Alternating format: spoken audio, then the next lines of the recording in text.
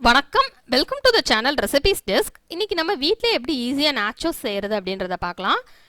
இந்த சிப்ஸ் வந்து செய்கிறது ரொம்ப ஈஸியாக, அரிசி மாவு இருந்தது அப்படின்னா ரொம்ப குயிக்காக செஞ்சு முடிச்சிடலாம்.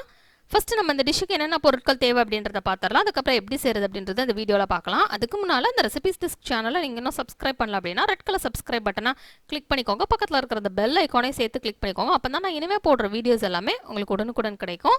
இப்போ நம்ம டிஷ்ஷுக்கு என்னென்ன பொருட்கள் தேவை அப்படின்றத பார்த்துடலாம். 1½ கப் அரிசி மாவு, 1 கப் தண்ணி, வத்தல் தூள் தேவையான அளவு, சீஸ் பவுடர் தேவையான அளவு யூஸ் பண்ணிக்கோங்க. சீஸ் பவுடர் இல்லை அப்படின்னா நீங்கள் சாட் மசாலா யூஸ் பண்ணிக்கலாம், இல்லை அதை இல்லாமனாலும் செஞ்சுக்கலாம். ஆனால் அந்த சீஸ் பவுடர் போடுறது தான் கடையில் வாங்குற மாதிரி அந்த டேஸ்ட் கிடைக்கும். இப்போ நம்ம ஒரு கடாய் எடுத்துக்கலாம். கடாய் எடுத்துகிட்டு அதில் 1 கப் தண்ணி சேர்த்துக்கலாம். இப்போ இந்த தண்ணியை நல்லா கொதிக்க விட்டுறலாம். அரிசி மாவுக்கு தேவையான அளவு உப்பு சேர்த்துடலாம். சேர்த்துட்டு இப்போ அதை நல்லா கொதிக்க விட்டுறணும்.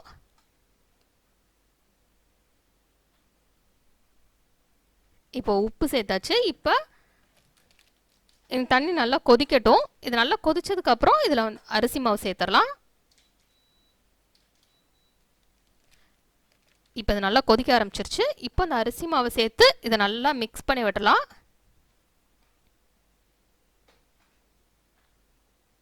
நல்லா லோ ஃப்ளேமில் வச்சு 10 நிமிஷம் அப்படியே மிக்ஸ் பண்ணிகிட்டே இருக்கலாம். இந்த அரிசி மாவு நல்லா இதில் வேகணும். இது நல்லா கைவிடாமல் கிண்டிகிட்டே இருக்கலாம். நான்ஸ்டிக் பேன் அப்படின்னா நம்ம கிண்டிகிட்டே இருக்கணும் தேவையில்லை. இந்த கடாயில் வந்து அடி பிடிச்சிரும், அதனால் இது கைவிடாமல் கிண்டிகிட்டே தான் இருக்கணும்.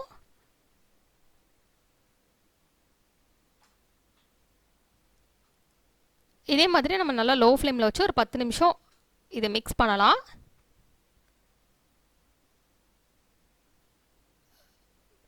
பத்து நிமிஷம் நம்ம மிக்ஸ் பண்ணி முடித்ததுக்கப்புறம் இதை அப்படியே க்ளோஸ் பண்ணி வச்சுட்டு ஒரு 5 நிமிஷம் லோ ஃப்ளேம்லேயே வச்சிடலாம். அப்படின்னா இது நல்லா குக் ஆகிடும் இந்த அரிசி மாவு. இப்போ நான் இதை க்ளோஸ் பண்ண போகிறேன். க்ளோஸ் பண்ணி ஒரு 5 நிமிஷம் விட்டுறலாம். நான்ஸ்டிக் பேன் அப்படின்னா நம்ம க்ளோஸ் பண்ணி அப்படியே விட்டுடலாம். இந்த மாதிரி கடாய் யூஸ் பண்ணுறப்போ அப்பப்போ எடுத்து மிக்ஸ் பண்ணி விட்டுருங்க, நல்லா டக்குன்னு அடி பிடிச்சிரும். 5 நிமிஷத்துக்கு அப்புறம் நம்ம ஸ்டவ்வை ஆஃப் பண்ணிடலாம்.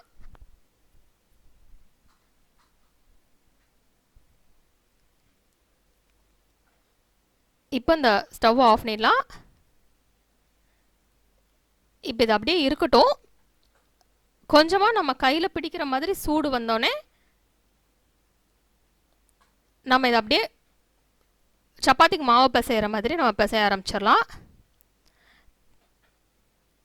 ஒரு 2 இல்லை 3 டேபிள் ஸ்பூன் எண்ணெய் சேர்த்து இது நல்லா பிசைஞ்சு சப்பாத்திக்கு நம்ம மாவு செய்கிற மாதிரி இந்த மாதிரி நம்ம இந்த உருட்டி வச்சிடலாம்.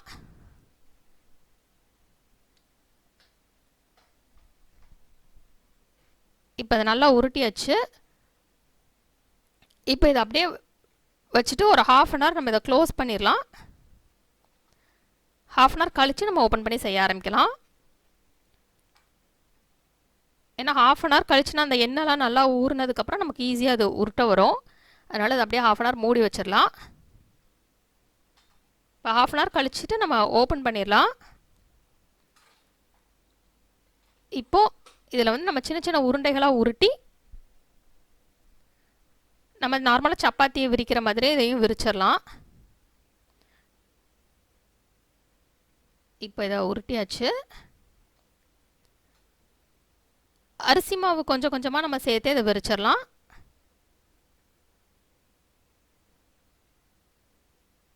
இந்த மாதிரி கொஞ்சமாக அரிசி மாவு சேர்த்து இது விரிச்சிடலாம். நீங்கள் சின்ன சின்னதாக விரிச்சிட்டு கூட கட் பண்ணிடலாம். இல்லைனா நீங்கள் பெரிய உருண்டைகள்னால் நீங்கள் பெருசாக விரித்து நீங்கள் ஈஸியாக கட் பண்ணி முடிச்சிடலாம். இந்த மாதிரி இதை விரிச்சிட்டு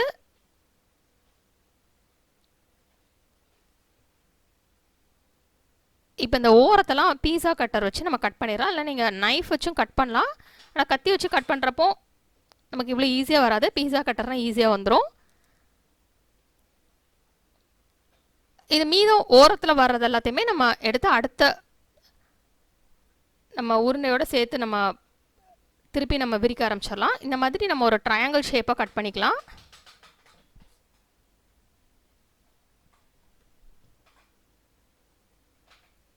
இதே மாதிரி மீதம் உள்ள எல்லா மாவையுமே நம்ம இந்த மாதிரி விரித்து ட்ரையாங்கிள் ஷேப்பில் கட் பண்ணிக்கலாம்.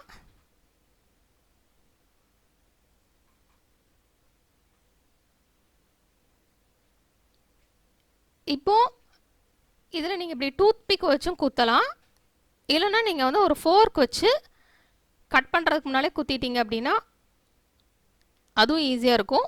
இதில்னா நீங்கள் நிறைய அந்த மாதிரி ஓட்டைகள் சேர்த்துக்கலாம், இல்லை அந்த மாதிரி நீங்கள் ஃபோர்க் வச்சும் குத்திக்கலாம்.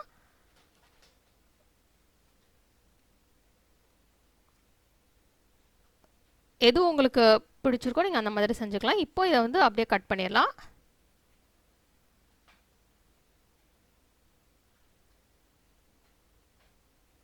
இப்போ நம்ம எல்லாத்தையுமே இதே மாதிரி செஞ்சு நம்ம ஒரு பிளேட்டில் ரெடியாக எடுத்து வச்சுக்கலாம். அப்படின்னா நமக்கு வந்து ஃப்ரை பண்ணுறப்போ ஈஸியாக இருக்கும். இப்போ நமக்கு டீப் ஃப்ரைக்கு தேவையான அளவு எண்ணெய் எடுத்துக்கலாம். எண்ணெய் எடுத்து எண்ணெய் நல்லா சூடாகட்டும். அதுக்கப்புறம் அந்த மாதிரி ஒன்றா சேர்த்து நம்ம பொரிச்சு எடுத்துடலாம்.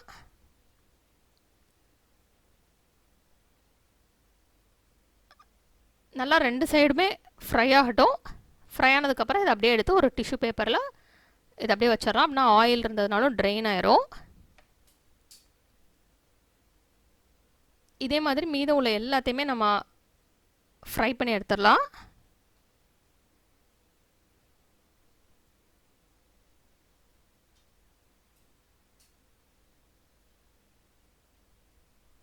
இது ஃப்ரை பண்ணுறப்போ மிதமான ஃப்ளேமில் வச்சே ஃப்ரை பண்ணுங்கள், இல்லைன்னா டக்குன்னு தீஞ்சிடும். லோ ஃப்ளேம் அல்ல மிதமான ஃப்ளேமில் வச்சே நம்ம ஃப்ரை பண்ணலாம். இது மாவு விரிக்கிறதுக்கு தான் டைம் ஆகும். அதுக்கப்புறம் நம்ம ரொம்ப குயிக்காக ஃப்ரை பண்ணிடலாம். அந்த டேஸ்ட் வந்து ரொம்பவே நல்லாயிருக்கும். இப்போ இது ஃப்ரை ஆகிடுச்சு. இதை அப்படியே எடுத்து நான் இப்போ ஒரு டிஷ்யூ பேப்பரில் ட்ரைன் பண்ண போகிறேன்.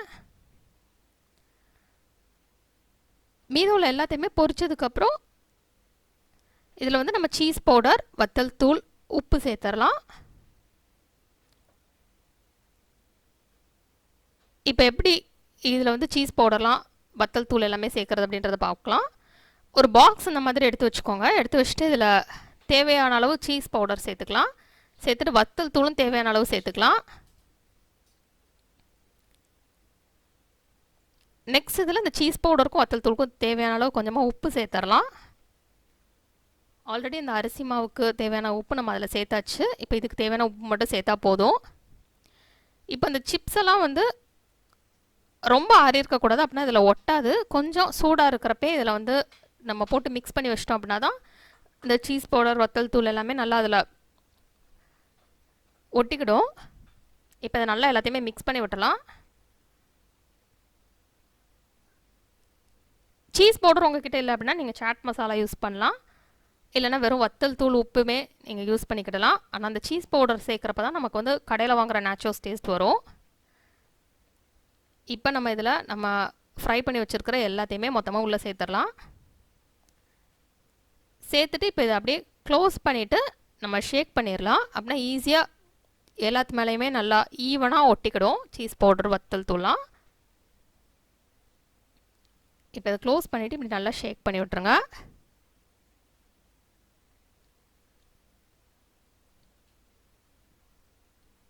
இப்போ எல்லாத்துலேயுமே நல்லா சமமான அளவில் ஒட்டிரும். இப்போ நமக்கு சுவையான நாச்சோஸ் ரெடி ஆயிடுச்சு.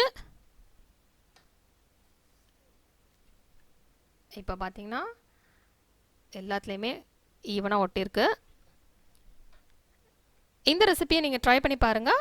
இந்த ரெசிபி உங்களுக்கு பிடிச்சிருந்தா நான் லைக் பட்டன் கிளிக் பண்ணுங்கள். உங்கள் ஃப்ரெண்ட்ஸோட இந்த ரெசிபியை ஷேர் பண்ணுங்கள். மறக்காமல் இந்த சேனலுக்கு சப்ஸ்கிரைப் பண்ணிவிட்டு பக்கத்தில் இருக்கிற அந்த பெல் ஐக்கானை கிளிக் பண்ணுங்கள். அப்போ தான் நான் இனிமேல் போடுற வீடியோஸ் எல்லாமே உங்களுக்கு உடனுக்குடன் கிடைக்கும். எதையுமே மிஸ் பண்ணாமல் பார்க்க முடியும். இந்த ரெசிபியை ட்ரை பண்ணிவிட்டு எப்படி வந்திருக்கு அப்படின்றத கீழே உள்ள கமெண்ட்ஸ் பாக்ஸில் சொல்லுங்கள். இந்த ரெசிபியை பார்த்ததுக்கு ரொம்ப நன்றி. தொடர்ந்து சேனலோட இணைந்திருங்கள் புதிய ரெசிபிகளுக்காக. இந்த ரெசிபிஸ் டெஸ்கோட Facebook page, Instagram link, Twitter link மற்றும் பின்ட்ரெஸ்ட் லிங்க் கீழே டிஸ்கிரிப்ஷன் பாக்ஸில் இருக்குது. தேவைப்படுறவங்க அதை ஃபாலோ பண்ணிக்கலாம்.